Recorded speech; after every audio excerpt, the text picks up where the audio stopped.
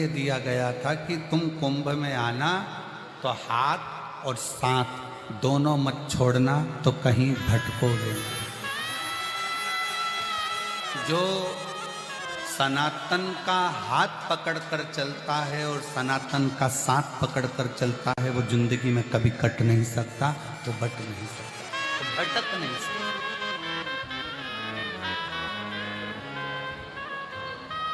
वो भटकेगा नहीं। रोज रोज आवाज लगती है, भैरू सिंह खोया पाया केंद्र पर है, आप जाओ उसको ले लो, लीला भाई बैठी है वो खो गई है, कोई का ये खो गया, कोई का वो खो गया, हाथ छूट गया, साथ छूट गया।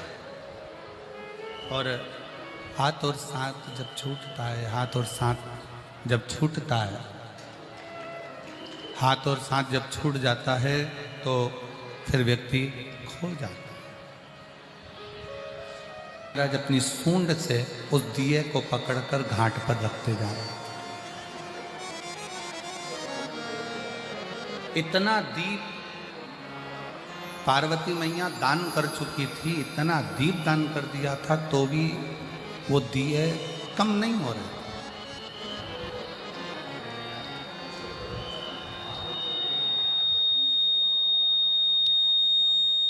इतना दीप दान करने के बाद भी वो दीप कम नहीं हुए, वो दिए कम नहीं हुए। पार्वती मैया जब दीप दान करते करते करते करते थक गई, तब माता पार्वती जी ने स्वयं देवाधिदेव महादेव जी से पूछा, भगवान शंकर से, कि ये समझ में नहीं आ रहा है कि इतने दिए मैंने दान कर दिए और उसके बाद में दीप बढ़ते चले जा रहे हैं। शंकर भगवान ने पार्वती जी से कहा, पार्वती बात इतनी सी है कि मैंने सुना है भगवान नारायण के मुख से कि दान करने से बढ़ता बहुत, और तू दीप का दान कर रही है ना, इसलिए ये बढ़ता चले जा रहा है।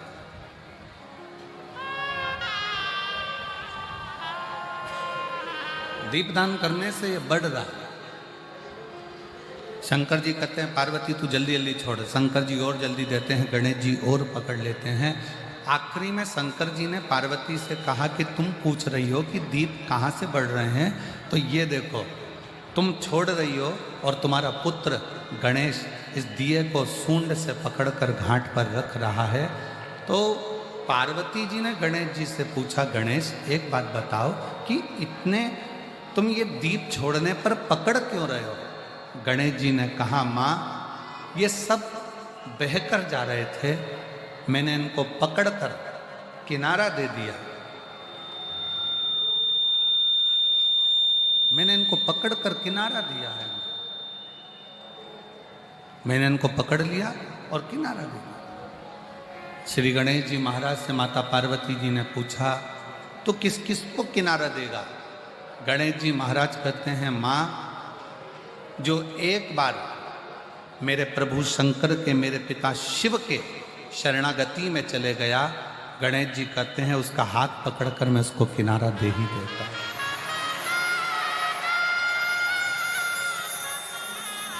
शिव की शरणागति, भगवान शंकर की शरणागति व्यक्ति को किनारे तक लेकर छोड़ देती।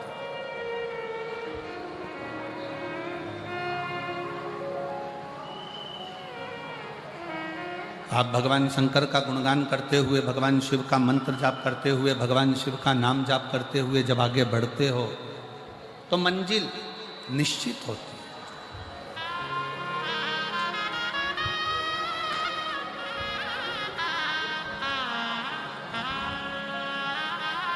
जितने मेले में आए हो, जितने इस प्रयागराज की भूमि पर आए हो, जितने भगवान शंकर की कथा में आप इस कुंभ महाकुंभ में आए हो, एक बात का ध्यान रखिए कि ये तो केवल 45 दिन का ये प्रयागराज का महाकुंभ है, और जिसमें आपका यदि हाथ छूट गया तो आप खो गए। अपने मरण आप और हम कर लिए तो निश्चित है कि उसका फल हमको मिलता।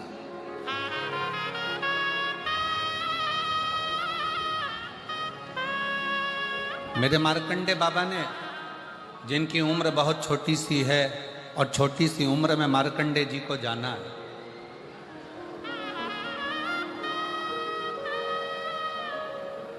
छोटी सी उम्र में मार्कंडे ऋषि को जाना है, मार्कंडे बाबा को जाना है। पिता मार्कंडू जी ने अपने बेटे मार्कंडे जी से पूछा, छोटी सी उम्र तुझको मिली है और ये छोटी सी उम्र तुझे मिली है और तू इस उम्र को त्याग कर चले जाए,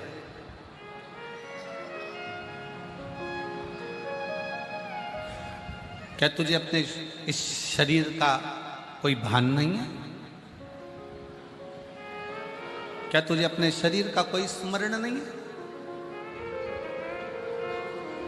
और मार्कंडे जी की कथा कहती है कि अटैची से अटैचमेंट रखोगे तो दिक्कत है, अटैची से अटैचमेंट मत रखो, अटैची में जो सामान रखा है उससे अटैचमेंट रखो तो जीवन की कृतार्थता है। और हम लोग क्या करते हैं कि अटैची से अटैचमेंट रखते हैं। थोड़ा सा अंदर का बढ़ाओ, रिटर्न बढ़ाइए। हम लोग अटैची से अटैचमेंट रखते हैं, हम उसके अंदर क्या रखा है उससे हमारा अटैचमेंट नहीं है, पर अटैची से अटैचमेंट। शिव महापुराण की कथा कहती है, शरीर से अटैचमेंट ना रखते हुए प्रयास करो कि उस शरीर के अंदर जो आत्मा है और वो आत्मा जो परमात्मा में लगी है, राम नाम शिव नाम में लगी है, उससे हमारा अटैचमेंट हो, उससे हमारा अटैचमेंट हो उस परमात्मा से। हम संसार के लोगों से अटैचमेंट करना चाहते हैं, हम संसार के लोगों से, परिवार के लोगों से, कुटुंब के लोगों से, रिश्तेदारों से, नातेदारों से, सबसे अटैचमेंट करना चाहते हैं। ये मेरा अपना है, वो मेरा अपना है, ये मेरा अपना है, वो मेरा अपना है, ये मेरा घर है, ये मेरा परिवार है, ये मेरा कुटुंब है, ये मेरा कबीला है। हम इनसे अटैचमेंट रखना चाहते हैं, पर परमात्मा से हमारा अटैचमेंट नहीं रह पाता।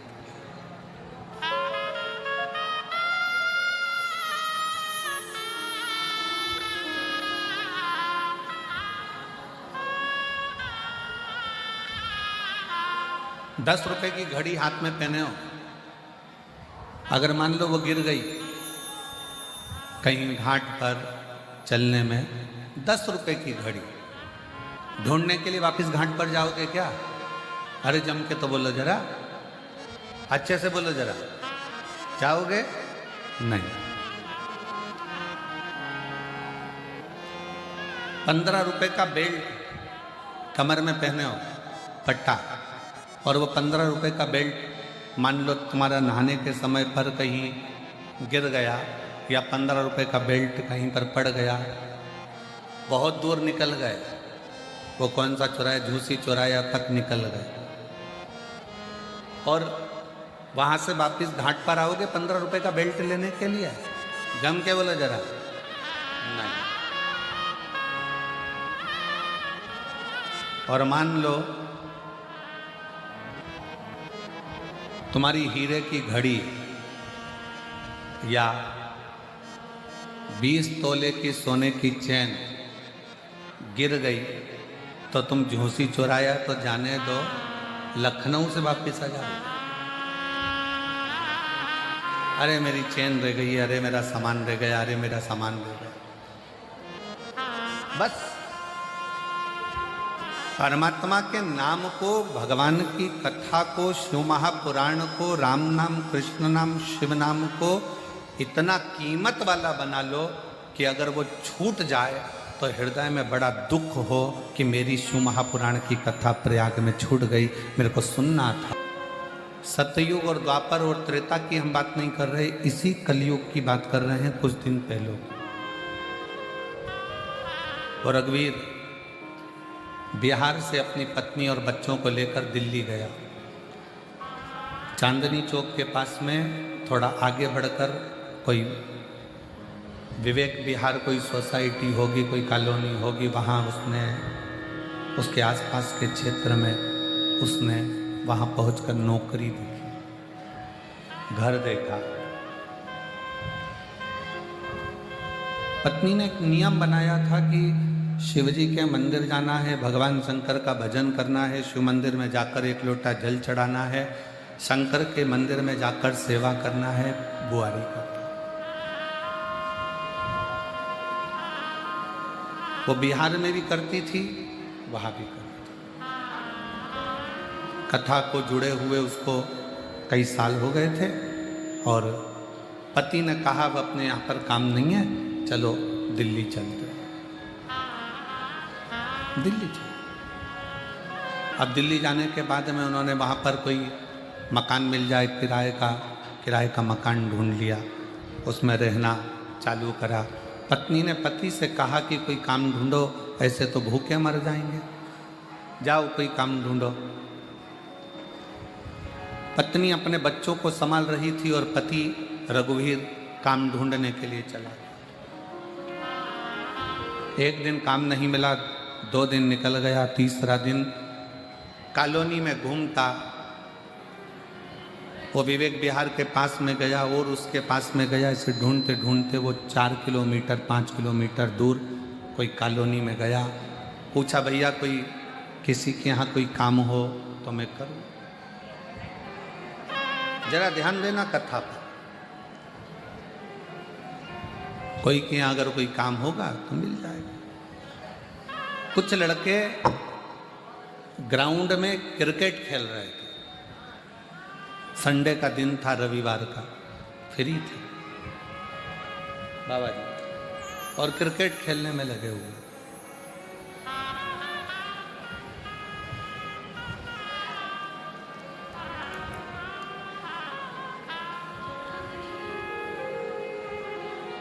ये बैठा था, इसके पास में गेंद गई तो इसने गेंद उठाकर उनको दी और उनसे कहा भैया मुझे कोई काम बता दो, मुझे काम करना है, कोई नौकरी मिल जाए तो मेरे बच्चों का, मेरा परिवार का गुजारा हो जाए, किराए के मकान में रहता हूं।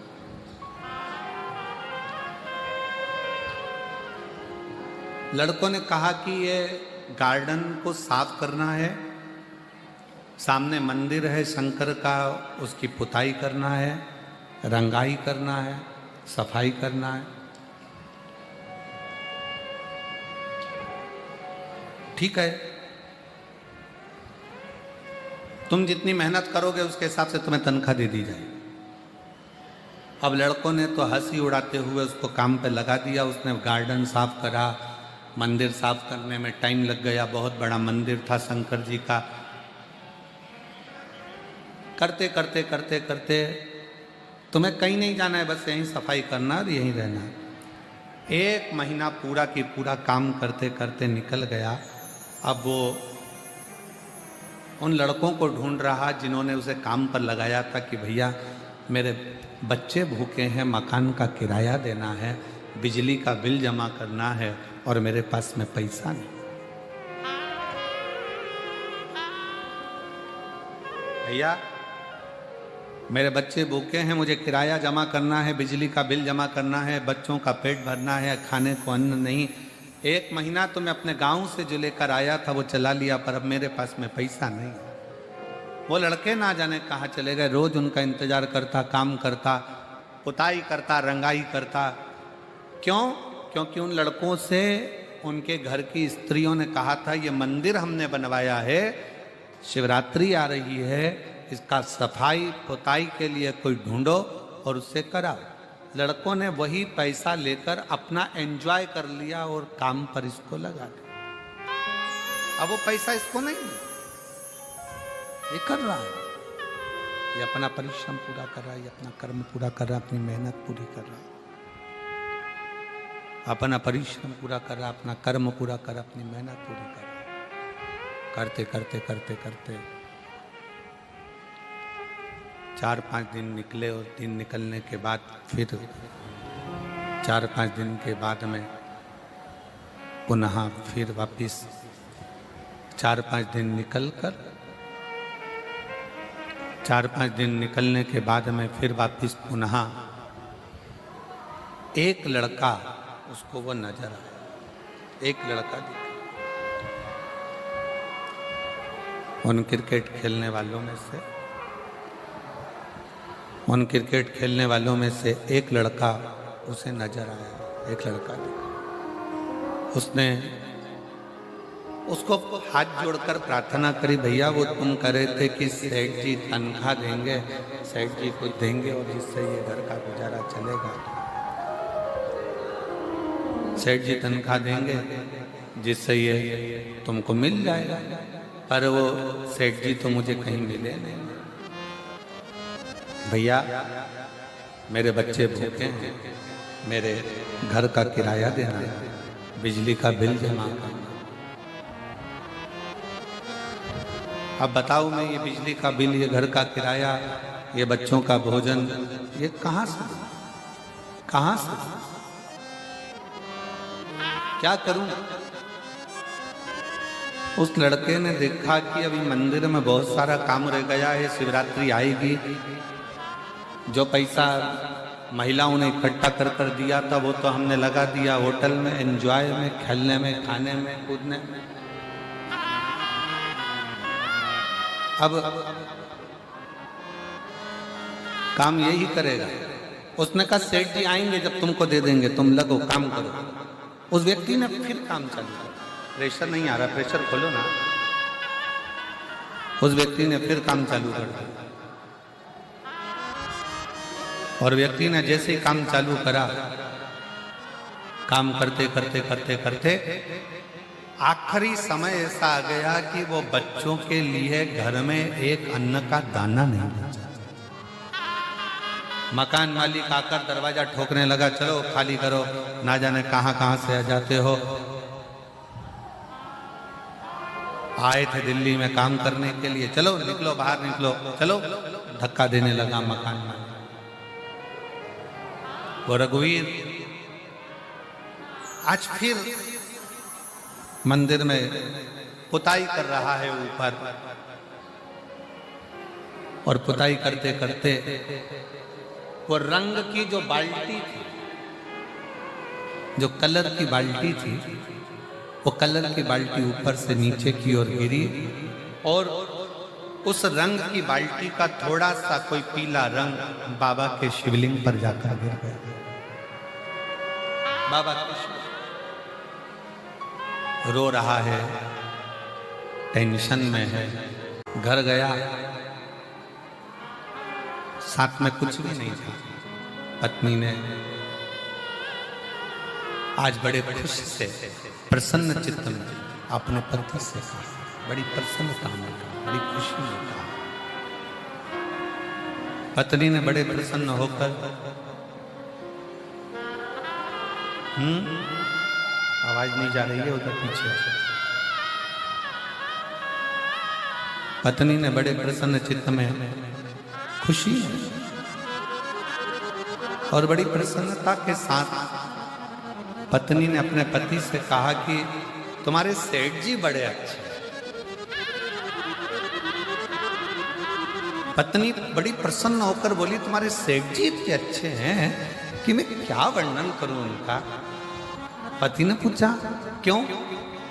पता पूछते पूछते पूछते पूछते सेठ जी अपने किराए के मकान में आए। इतना सारा 4 व्हीलर गाड़ी, शिव मंत्र, शिव का उच्चारण, शिव नाम, माँ गंगा यमुना सरस्वती त्रिवेणी का संगम, ये शिव तत्व ही सब कुछ।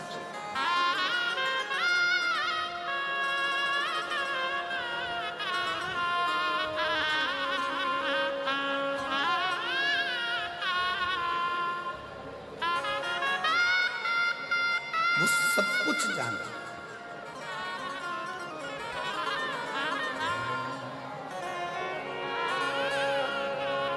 अब जरा विचार करिए, जो रावण को सोने की लंका दे सकता है, जो मार्कंडे जी को उनकी उम्र बढ़ा सकता है, संपूर्ण विश्व के कल्याण के लिए जो सम्मुख में आकर सारे ब्रह्मांड का कल्याण कर सकता है, वो कोई साधारण नहीं।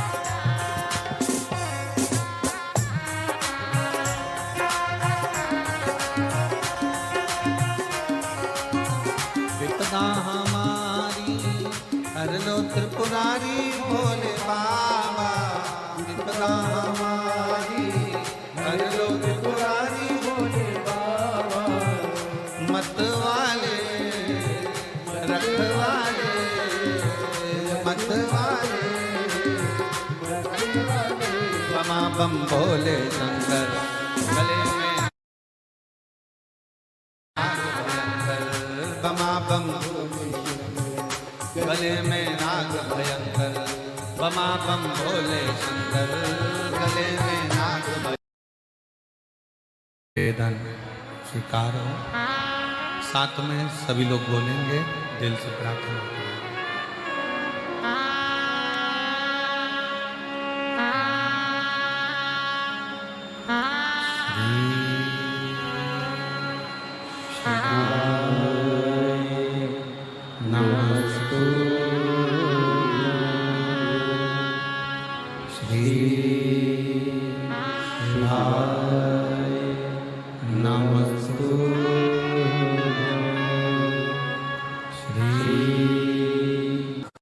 खुला खजाना खुशबू का, खुला ये देखो।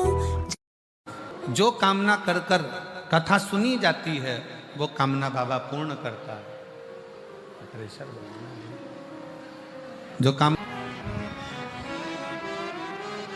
पिताजी आप चिंता मत करो, पिताजी आप चिंता मत करो, मैं स्वयं शिव का स्मरण करूं।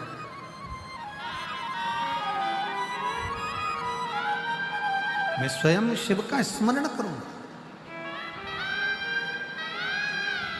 आप और हम जिंदगी में कभी ये ना सोचे कि घर को चलाने वाला मैं हूं, परिवार को चलाने वाला मैं हूं, रिश्ते नातों को निभाने वाला मैं हूं।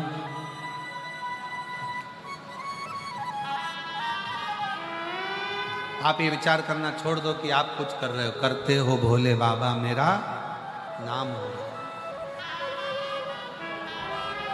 ये उसकी कृपा है।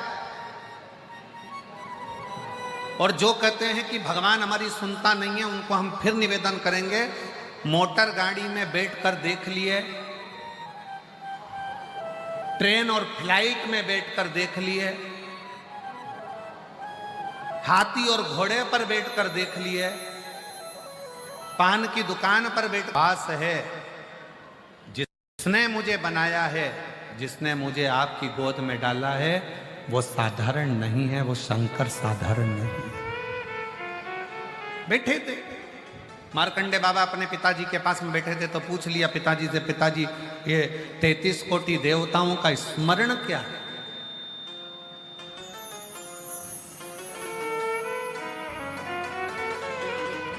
महाराज 8 वसु, 11 रुद्र,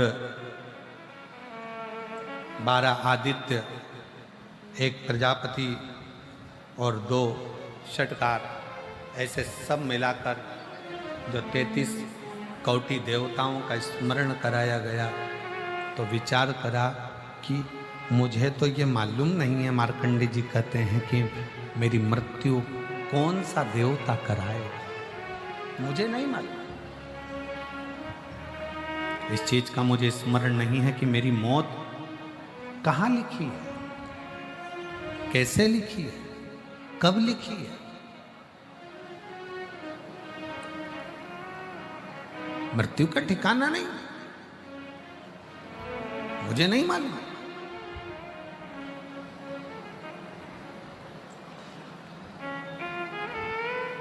और कौन सा देवता, इन 33 कोटि देवताओं में से कौन सा देवता मेरी मृत्यु को लेकर आएगा, मुझे क्या मालूम। मैं तो यम को भी नहीं पहचानता, मैं मृत्यु देवी को नहीं पहचानता, मैं यमराज के गणों को भी नहीं पहचानता, यमदूतों को भी नहीं पहचानता। मैं तो इतना जानता हूं कि केवल एक शंकर का भजन, शिव का स्मरण, उसके सिवाय मैं किसी को। आप गंगा को दिल में बिठाओ, आप शिव पुराण को दिल में बिठाओ, आप भगवान की भक्ति को दिल में बिठाओ, हृदय में जब